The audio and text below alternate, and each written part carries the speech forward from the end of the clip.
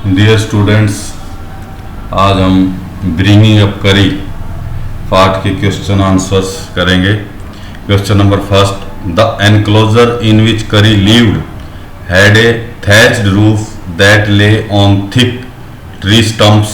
Examine the illustration of Kari's pavilion in the book and say why it was built that way. The enclosure mean घेरा या बाड़ा, ऐसी जगह जिसके चारों ओर चार दीवारी होती है उसको घेरा या बाड़ा बोलते हैं। The enclosure in which Kari lived had a thatched roof, जिस एनक्लोजर में, जिस घेरे या बाड़े में करी रहता था उसकी छत घास फूस की बनी हुई थी।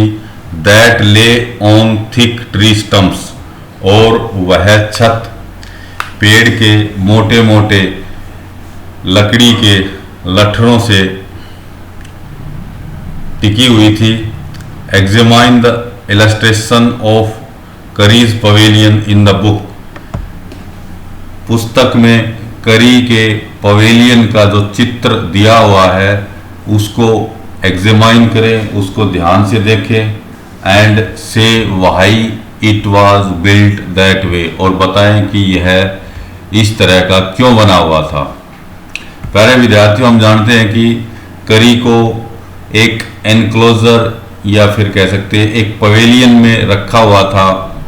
उस पवेलियन की छत घास फूस की बनी हुई थी और छत के नीचे लकड़ी के बड़े बड़े चार बांस लगे हुए थे। और ये चित्र आपकी किताब में दिया हुआ है, इस चित्र को ध्यान से देखो और बताओ कि ऐसा पवेलियन क्यों बनाया गया था। करी lived in A pavilion under A thatched roof which rested on thick tree stumps so that it could not fall in when Curry bumped against the poles as he moved about. Moved about mean चलना फिरना, bumped against mean टक्कर मारना, rested on टिका हुआ। Curry lived in a pavilion under a thatched roof. Curry एक ऐसे pavilion में रहता था जिसकी छत घास फूस की बनी हुई थी।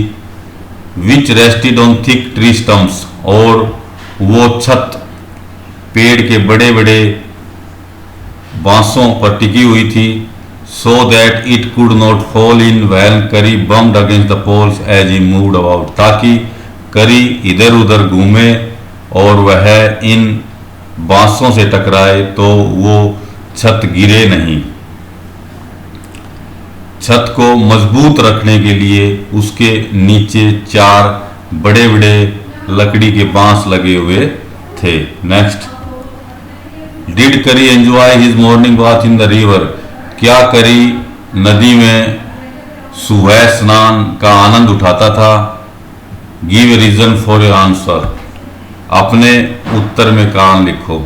Yes Kari enjoyed his morning bath in the river, हाँ करी सुबह के स्नान का आनंद उठाता था। He would lie on the sand bank, वह नदी के किनारे की मिट्टी पर लेट जाता था। फॉर एन आवर, एक घंटे तक। He would lie in the water for a long time, वह काफी देर तक पानी में लेटा रहता था। He would squeal with pleasure, squeal mean चिंगाड़ना, विद प्लेजर मीन खुशी से, वह खुशी से चिंगाड़ता था। As his friend rubbed water down his back, जब उसका मित्र उसकी पीठ पर पानी रगड़ता था, पानी से उसकी पीठ को रगड़ता था तो वह खुशी से चिल्ला उठता था।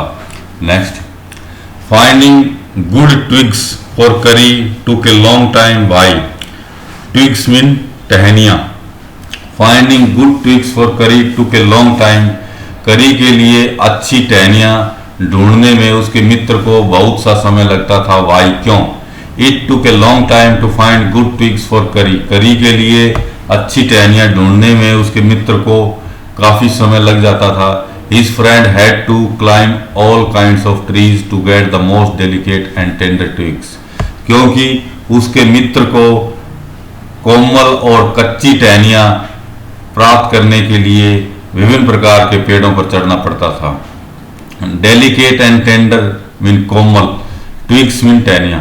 It took half an hour mean आधा घंटा। It took half an hour to sharpen the hatchet, sharpen mean तेज करना, धार तेज करना। It took half an hour to sharpen the hatchet. और उसके मित्र को कुल्हाड़ी को तेज करने के लिए आधा घंटा लगता था। बिकॉज करी did not like imperfect twigs, क्योंकि करी इम्परफेक्ट ट्विग्स पसंद नहीं करता था। इम्परफेक्ट मीन अच्छी तरह से कटी हुई नहीं हो, जो बेढोल कटी हुई डालियों को वो पसंद नहीं करता था। इसलिए उसके मित्र को कुल्हाड़ी पहनानी पड़ती थी और उसे कुल्हाड़ी पहनाने में आधा घंटा लग जाता था। नेक्स्ट, वाई डिड करी push his friend into the stream. Push mean धक्का मारना। वाई डिड करी push his friend into the stream. करी ने अपने मित्र को नदी में धक्का क्यों मारा। Kari pushed his friend into the water. Kari ने अपने मित्र को पानी में धक्का मारा। Because he wanted his friend's help to save the drowning boy, क्योंकि वह डूबते हुए लड़के को बचाने के लिए अपने मित्र की सहायता चाहता था। ड्राउनिंग बॉय, डूबते हुए, बॉय में लड़के, डूबते हुए लड़के को बचाने के लिए करी को अपने मित्र की सहायता की आवश्यकता थी, इसलिए उसने अपने मित्र को पानी में धक्का मारा। नेक्स्ट, करी वाज लाइक ए बेबी। करी एक बच्चे की तरह था। What are the main points of comparison. What are the main points of comparison, तुलना के क्या आधार हैं, क्या पॉइंट हैं। करी वाज लाइक ए बेबी, करी एक बच्चे की तरह था। The main points of comparison are given below, तुलना के लिए निम्न बिंदु हैं। He developed a great love for ripe bananas very soon as if he were a child. उसे पके हुए केले पसंद आने लगे थे, क्योंकि उसे पके हुए केले पसंद आने लगे कि जैसे कि वह कोई बच्चा हो, बच्चे की तरह उसे पके हुए केले अच्छे लगने लगे थे। ही स्क्रील्ड इन ए साउंड ऑफ क्राइंग बेबी, वह चिल्लाते हुए बच्चे की आवाज में चिंगाड़ता था। उसकी चिंगाड़ ऐसी थी जैसे कोई बच्चा चिंगाड़ रहा हो, चिल्ला रहा हो। He stole fruits as a baby does, वह फलों को चुराता था जैसे कि कोई बच्चा चुराता है, बच्चे की तरह वो फलों को चुराता था।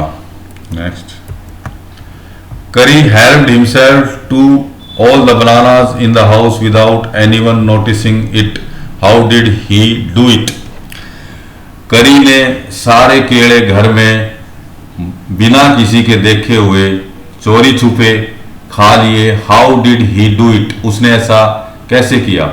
करी stole all the bananas in the house without anyone's notice.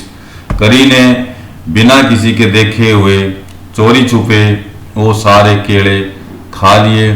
He did this cleverly, cleverly mean चतुराई से, उसने ऐसा बहुत ही चतुराई से किया। Through Windows with the help of his trunk, with the help of his trunk, अपने सूंड की सहायता से उसने ऐसा बहुत ही चतुराई से अपनी सूंड की सहायता से खिड़की में से किया। हम जानते हैं कि हाथी ने अपनी सूंड को खिड़की में डालकर और उन केलों को डाइनिंग रूम में से निकालकर खाया। फिर देखिए इस पर्सन को, Kari helped himself to all the bananas in the house without anyone noticing it. How did he do it? Kari ने सारे केले बिना किसी के देखे हुए चोरी छुप के खा लिए। उसने ऐसा कैसे किया? Kari stole all the bananas in the house without anyone's notice. Kari ने बिना किसी के देखे हुए चोरी छुप के घर में सारे केले चुरा लिए। He did this very cleverly through window with the help of his trunk. करी ने अपनी सूंड को खिड़की में से डालकर बहुत ही चतुराई से ऐसा किया।